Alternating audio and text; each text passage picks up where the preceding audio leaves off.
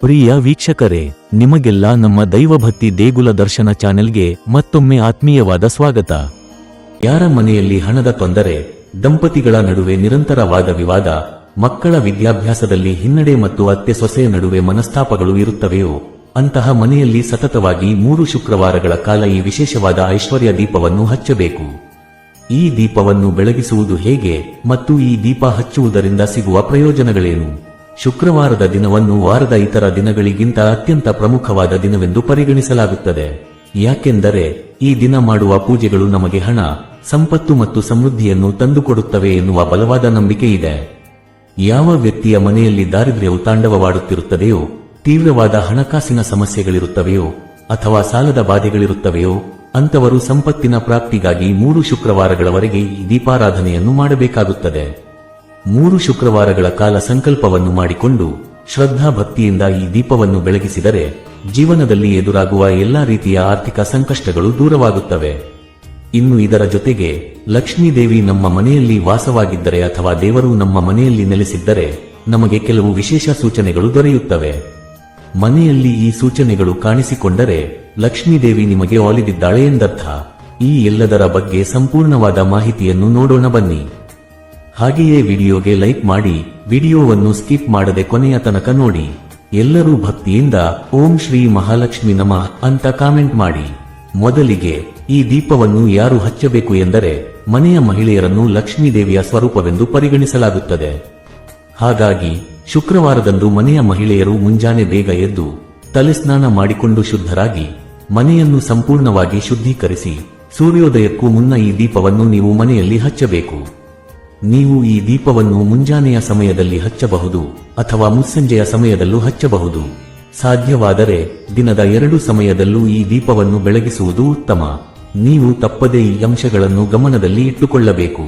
ಈ ದೀಪವನ್ನು ಹಚ್ಚಲು 2 ಅಥವಾ 3 ದಿನಗಳ ಮುನ್ನವೇ ಸಿದ್ಧತೆಯನ್ನು ಮಾಡಿಕೊಳ್ಳಬೇಕು.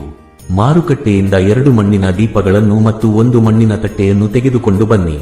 ಈ 2 ದೀಪ ಮತ್ತು ತಟ್ಟೆಯನ್ನು ನೀರಿನಲ್ಲಿ ಚೆನ್ನಾಗಿ ತೊಳೆದು ಅವು ಸಂಪೂರ್ಣವಾಗಿ ಒಣಗಲು ಬಿಡಿ. ಅದರಲ್ಲಿ ಯಾವುದೇ ನೀರಿನ ಅಂಶ ಇರಬಾರದು. ದೀಪವಾಗಿರಬಹುದು ಅಥವಾ ತಟ್ಟೆಯಾಗಿರಬಹುದು, ಅದು ಯಾವುದೇ ರೀತಿಯಲ್ಲಿ ತುಂಡಾಗಿರಬಾರದು ಅಥವಾ ಹಾನಿಗೆ ಒಳಗಾಗಿರಬಾರದು ಎಂಬುದನ್ನು ಗಮನದಲ್ಲಿ ಇಟ್ಟುಕೊಳ್ಳಿ. ಶುಕ್ರವಾರದಂದು ದೀಪ ಹಚ್ಚುವ ಮುನ್ನ ನೀವು ತಂದ ಮಣ್ಣಿನ ತಟ್ಟೆಗೆ ಸಂಪೂರ್ಣವಾಗಿ ಅರಿಶಿನವನ್ನು ಹಚ್ಚಬೇಕು. ಎಲ್ಲಿಯೂ ತಟ್ಟೆ ಖಾಲಿ ಇರಬಾರದು, ಅದು ಪೂರ್ತಿಯಾಗಿ ಅರಿಶಿನ ಲೇಪಿತವಾಗಿರಬೇಕು. ಆನಂತರ ಆ ಮಣ್ಣಿನ ತಟ್ಟೆಯಲ್ಲಿ ಕಲ್ಲುಪ್ಪನ್ನು ಹಾಕಿ. ಪುಡಿ ಉಪ್ಪನ್ನು ಬಳಸಬಾರದು, ಯಾಕೆಂದರೆ ಲಕ್ಷ್ಮೀದೇವಿಯು ಕಲ್ಲುಪ್ಪಿನಲ್ಲಿ ವಾಸವಾಗಿರುತ್ತಾಳೆ ಮತ್ತು ಅದು ಆಕೆಗೆ ಅತ್ಯಂತ ಪ್ರಿಯವಾದ ವಸ್ತುವಾಗಿದೆ ಎನ್ನುವ ನಂಬಿಕೆ ಇದೆ. ನಂತರ 1 ಮಣ್ಣಿನ ದೀಪಕ್ಕೆ ಅರಿಶಿನವನ್ನು ಸಂಪೂರ್ಣವಾಗಿ ಹಚ್ಚಿ ಹಾಗೂ ಕುಂಕುಮವನ್ನು ಹಚ್ಚಿ ಉಪ್ಪು ಹಾಕಿಟ್ಟಿರುವ ತಟ್ಟೆಯ ಮೇಲೆ ಈ ದೀಪವನ್ನು ಇಟ್ಟು ಅದಕ್ಕೆ ಅಕ್ಷತೆಯನ್ನು ಹಾಕಿ ಅದರ ಮೇಲೆ ಅರಿಶಿನ ಹಚ್ಚಿದ ಇನ್ನೊಂದು ದೀಪವನ್ನು ಇಡಿ. ಈ ದೀಪಕ್ಕೂ ಕುಂಕುಮದ ಬೊಟ್ಟುಗಳನ್ನು ಇಡಬೇಕು. ಈ ಮೇಲ್ಗಡೆ ಇರುವಂತಹ ದೀಪಕ್ಕೆ ಎಳ್ಳೆಣ್ಣೆಯನ್ನು ಹಾಕಿ 2 ಹತ್ತಿಯ ಬತ್ತಿಗಳನ್ನು ತೆಗೆದುಕೊಂಡು ಅವೆರಡನ್ನೂ ಜೋಡಿಸಿ ಒಂದೇ ಬತ್ತಿಯನ್ನಾಗಿ ಮಾಡಿ ಎಣ್ಣೆ ಹಾಕಿರುವ ದೀಪದಲ್ಲಿ ಇಟ್ಟು ದೀಪವನ್ನು ಬೆಳಗಿಸಿ. ಈ ಉಪ್ಪಿನ ದೀಪವನ್ನು ನೀವು ನಿಮ್ಮ ಮನೆಯ ದೇವರ ಕೋಣೆಯಲ್ಲಿ ಹಚ್ಚಿಡಬೇಕು. ಈ ದೀಪದ ಬತ್ತಿಯು ಅಂದರೆ ಅದರ ಜ್ವಾಲೆಯು ದೇವರ ಕಡೆಗೆ ಮುಖ ಮಾಡಿರಬೇಕು. ಈ ರೀತಿಯಾಗಿ ನೀವು ಉಪ್ಪಿನ ದೀಪವನ್ನು 3 ಶುಕ್ರವಾರಗಳ ಕಾಲ ಲಕ್ಷ್ಮೀದೇವಿಯ ಮುಂದೆ ಹಚ್ಚಿಡಬೇಕು.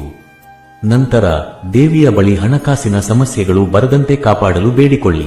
ನೀವು ದೀಪದಲ್ಲಿನ ಉಪ್ಪನ್ನು ಏನು ಮಾಡಬೇಕು ಎಂದರೆ ಐಶ್ವರ್ಯ ದೀಪ ಅಥವಾ ಉಪ್ಪಿನ ದೀಪವೆಂದು ಕರೆಯಲಾಗುವ ಈ ದೀಪವನ್ನು 3 ಶುಕ್ರವಾರಗಳ ಕಾಲ ಹಚ್ಚಿಡಬೇಕು.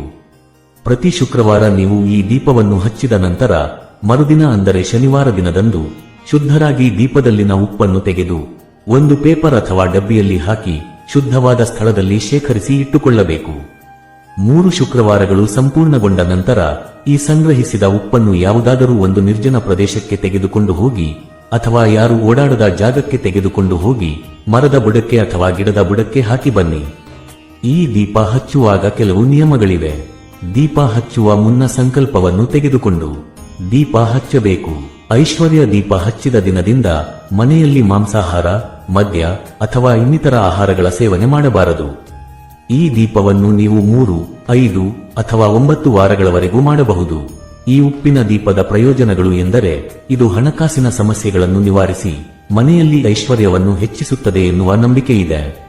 ಲಕ್ಷ್ಮೀದೇವಿಯ ಅನುಗ್ರಹ ಪಡೆಯಲು ಉಪ್ಪಿನ ದೀಪವನ್ನು ಹಚ್ಚಲಾಗುತ್ತದೆ. ಉಪ್ಪು ಋಣಾತ್ಮಕ ಶಕ್ತಿಯನ್ನು ಹೀರಿಕೊಳ್ಳುತ್ತದೆ, ಆದ್ದರಿಂದ ಉಪ್ಪಿನ ದೀಪ ಹಚ್ಚುವುದರಿಂದ ಮನೆಯ ಶಕ್ತಿಯನ್ನು ಶುದ್ಧಗೊಳಿಸಬಹುದು. ಸ್ನೇಹಿತರೆ, ಉಪ್ಪಿನ ದೀಪ ಹಚ್ಚುವ ವಿಧಾನ ಗೊತ್ತಾಯ್ತಲ್ವಾ? ಈಗ ಲಕ್ಷ್ಮೀದೇವಿ ನಮ್ಮ ಮನೆಯಲ್ಲಿ ನೆಲೆಸಲಿ ಎಂದು ಪ್ರತಿಯೊಬ್ಬರೂ ಆಶಿಸುತ್ತಾರೆ. ಯಾಕೆಂದರೆ ಲಕ್ಷ್ಮೀದೇವಿ ಇರುವಂತಹ ಮನೆಯಲ್ಲಿ ಅಥವಾ ಆಕೆ ವಾಸಿಸಿರುವ ಮನೆಗಳಲ್ಲಿ ಎಂದಿಗೂ ಧನಧಾನ್ಯಕ್ಕೆ ಕೊರತೆ ಇರುವುದಿಲ್ಲ. ಅಂತಹ ಮನೆಯಲ್ಲಿ ಸುಖ, ಸಂತೋಷ, ಸಮೃದ್ಧಿ ಮತ್ತು ಅದೃಷ್ಟ ನೆಲೆಯಾಗಿರುತ್ತದೆ. ಎಷ್ಟೋ ಜನರ ಮನೆಯಲ್ಲಿ ಆಕೆ ಈಗಾಗಲೇ ನೆಲೆಸಿದ್ದರೂ ಅವರಿಗೆ ಅದು ತಿಳಿದಿರುವುದೇ ಇಲ್ಲ. ಲಕ್ಷ್ಮೀದೇವಿ ಯಾವುದೇ ಒಂದು ಮನೆಯಲ್ಲಿ ನೆಲೆಸಿದರೆ ಆಕೆ ಈ ಎಲ್ಲಾ ಸೂಚನೆಗಳನ್ನು ನಿಮಗೆ ನೀಡುತ್ತಾಳೆ.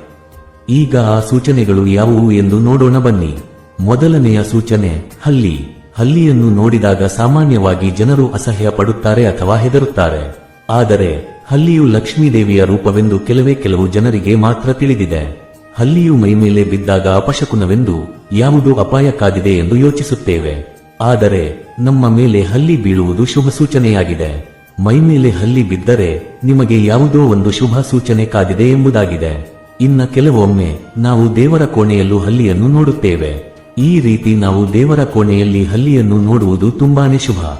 ಇದರರ್ಥ ಲಕ್ಷ್ಮೀದೇವಿಯು ನಿಮ್ಮ ಮನೆಯಲ್ಲಿ ನೆಲೆಸಿದ್ದಾಳೆ ಎಂಬುದಾಗಿದೆ. ಎರಡನೆಯದು, ದೇವರ ನೈವೇದ್ಯದಲ್ಲಿ ಇರುವೆ. ನಾವು ದೇವರಿಗೆ ನೈವೇದ್ಯವನ್ನು ಇಟ್ಟಾಗ ಅದನ್ನು ಇರುವೆಗಳು ತಿನ್ನುತ್ತಿರುವುದನ್ನು ಗಮನಿಸಬಹುದು. ನಾವು ದೇವರಿಗೆ ಇಟ್ಟಿರುವ ನೈವೇದ್ಯವನ್ನು ಇರುವೆಗಳು ತಿಂದರೆ ಅದನ್ನು ಮಂಗಳಕರ ಸೂಚನೆ ಎಂದು ಪರಿಗಣಿಸಬೇಕು. ಇರುವೆಗಳು ದೇವರಿಗೆ ಅರ್ಪಿಸಿದ ನೈವೇದ್ಯ ತಿಂದರೆ ದೇವರು ನಿಮ್ಮ ನೈವೇದ್ಯವನ್ನು ಸ್ವೀಕರಿಸಿದ್ದಾನೆ ಎಂಬುದಾಗಿ, ಹಾಗೂ ಇದರಿಂದ ನೀವು ಪೂಜೆಯ ದುಪ್ಪಟ್ಟು ಫಲವನ್ನು ಪಡೆದುಕೊಂಡಿರುತ್ತೀರಿ ಎಂಬುದಾಗಿದೆ. ಅದರಲ್ಲೂ ಮನೆಗೆ ಕಪ್ಪು ಇರುವೆಗಳು ಬಂದರೆ ಶುಭ. ಮೂರನೆಯದು, ದೇವರ ಹೂವು. ನಾವು ದೇವರ ಪೂಜೆಯನ್ನು ಮಾಡುವಾಗ ಹೂವುಗಳನ್ನು ಅರ್ಪಿಸಿ ಪೂಜೆಯನ್ನು ಮಾಡುತ್ತೇವೆ. ಈ ರೀತಿ ಪೂಜೆ ಮಾಡುವಾಗ ದೇವರಿಗೆ ಅರ್ಪಿಸಿದ ಹೂವು ಆರತಿ ಮಾಡುವ ಸಮಯದಲ್ಲಿ ಕೆಳಗೆ ಬಿದ್ದರೆ ಅದು ನಿಮ್ಮ ಇಷ್ಟಾರ್ಥಗಳನ್ನು ದೇವರು ನೆರವೇರಿಸುತ್ತಾನೆ ಎಂಬುದರ ಸೂಚನೆಯಾಗಿದೆ. ಇಂತಹ ಹೂವನ್ನು ದೇವರ ಪ್ರಸಾದವಾಗಿ ಸ್ವೀಕರಿಸಬೇಕು. ಹಾಗೆಯೇ ದೇವರ ದೀಪದಿಂದ ಶಬ್ದಗಳು ಕೇಳಿ ಬಂದರೂ ಕೂಡ ದೇವರು ನೆಲೆಸಿದ್ದಾಳೆ ಎಂಬುದನ್ನು ಸೂಚಿಸುತ್ತದೆ. ನಾಲ್ಕನೆಯದು, ಹಾವುಗಳ ಕನಸು. ಅದೆಷ್ಟೋ ಜನರಿಗೆ ಕನಸಿನಲ್ಲಿ ಹಾವುಗಳು ಕಾಣಿಸಿಕೊಂಡಿರಬಹುದು. ಹಾವಿಗೆ ಸಂಬಂಧಿಸಿದ ಎಲ್ಲಾ ಕನಸುಗಳು ಶುಭ ಕನಸುಗಳು ಎಂದು ಹೇಳಲು ಸಾಧ್ಯವಿಲ್ಲ. ಆದರೆ ದೇವರ ಆಶೀರ್ವಾದ ನಿಮ್ಮ ಮೇಲಿದ್ದರೆ, ಲಕ್ಷ್ಮೀದೇವಿ ನಿಮ್ಮ ಮನೆಯಲ್ಲಿ ನೆಲೆಸಿದ್ದರೆ ನಿಮಗೆ ನಾಗರ ಹಾವುಗಳ ಕನಸು ಬೀಳುತ್ತದೆ. ಅದೇ ದೇವರ ಆಶೀರ್ವಾದದಿಂದ ಶ್ರೀಮಂತರಾಗುವುದಾದರೆ ಬಿಳಿ ಬಣ್ಣದ ಹಾವು ಕನಸಿನಲ್ಲಿ ಕಾಣಿಸಿಕೊಳ್ಳುತ್ತದೆ. ಕನಸಿನಲ್ಲಿ ದೇವರು ಅಥವಾ ನಿಧಿ ಕಾಣಿಸಿಕೊಳ್ಳುವುದು ಕೂಡ ದೇವರ ವಾಸಸ್ಥಾನವೆಂದು ಹೇಳಲಾಗುತ್ತದೆ. ಇನ್ನು ಮನೆಯಲ್ಲಿ ಪದೇ ಪದೇ ಹಾಲು ಉಕ್ಕುವುದು ಕೂಡ ಲಕ್ಷ್ಮೀದೇವಿ ನಿಮ್ಮ ಮನೆಯಲ್ಲಿ ನೆಲೆಸಿದ್ದಾಳೆ ಎಂಬುದರ ಸಂಕೇತವಾಗಿದೆ. ಕಾಗೆಗಳನ್ನು ನಾವು ಪಿತೃಗಳ ರೂಪವೆಂದು ಹೇಳುತ್ತೇವೆ. ಪ್ರತಿನಿತ್ಯ ನಿಮ್ಮ ಮನೆಯ ಬಾಗಿಲಿಗೆ ಕಾಗೆಗಳು ಬರುತ್ತಿದ್ದರೆ ನಿಮಗೆ ದೇವಾನುದೇವತೆಗಳ ಆಶೀರ್ವಾದ ದೊರೆತಿದೆ ಎಂದರ್ಥ. ಐದನೆಯದು, ಗೆಜ್ಜೆ ಸದ್ದು. ರಾತ್ರಿ ಗೆಜ್ಜೆ ಸದ್ದು ಕೇಳಿದರೆ ಅದೆಷ್ಟೋ ಜನ ಅದನ್ನು ದೆವ್ವ ಭೂತಗಳ ಸಂಚಾರದ ಸದ್ದು ಎಂದು ಭಾವಿಸುತ್ತಾರೆ. ಆದರೆ ಮಧ್ಯರಾತ್ರಿಯಲ್ಲಿ ನಿಮಗೆ ಗೆಜ್ಜೆ ಸದ್ದು ಕೇಳಿ ಬಂದರೆ ಲಕ್ಷ್ಮೀದೇವಿ ನಿಮ್ಮ ಮನೆಯನ್ನು ಶೀಘ್ರದಲ್ಲೇ ಪ್ರವೇಶಿಸುತ್ತಾಳೆ ಎಂಬುದಾಗಿದೆ. ಹಾಗೆಯೇ ನಿಮ್ಮ ಮನೆಯ ಬಳಿ ಇರುವ ಅಥವಾ ನಿಮ್ಮ ಮನೆಯ ಪಕ್ಕದಲ್ಲಿ ಆಗಿರಬಹುದು ಪಕ್ಷಿಗಳು ಗೂಡು ಕಟ್ಟಿಕೊಂಡಿದ್ದರೆ ಅಥವಾ ಪಕ್ಷಿಗಳು ನಿಮ್ಮ ಮನೆಯನ್ನು ಪ್ರವೇಶಿಸಿದರೆ ದೇವರು ನಿಮ್ಮ ಮನೆಯಲ್ಲಿ ವಾಸವಾಗಿದ್ದಾನೆ ಎಂಬುದರ ಸೂಚನೆಯಾಗಿದೆ. ಅದೇ ನೀವು ಗೂಬೆಯನ್ನು ನೋಡಿದರೆ ಅದು ಲಕ್ಷ್ಮೀದೇವಿಯ ಆಶೀರ್ವಾದದಿಂದ ಶೀಘ್ರದಲ್ಲಿಯೇ ಧನವಂತರಾಗುತ್ತೀರಿ ಎಂಬುದಾಗಿದೆ. ಈ ವಿಶೇಷವಾದ ಮಾಹಿತಿ ನಿಮಗೆ ಇಷ್ಟವಾದರೆ ತಪ್ಪದೆ ಜೈ ಮಹಾಲಕ್ಷ್ಮಿ ಅಂತ ಕಾಮೆಂಟ್ ಮಾಡಿ. ಈ ವಿಡಿಯೋವನ್ನು ಪ್ರತಿಯೊಬ್ಬರಿಗೂ ಶೇರ್ ಮಾಡಿ. ಮುಂದಿನ ಬಾರಿ ಮತ್ತೊಂದು ವಿಶೇಷ ದೈವ ಮಾಹಿತಿಯೊಂದಿಗೆ ಭೇಟಿಯಾಗೋಣ. ಧನ್ಯವಾದಗಳು.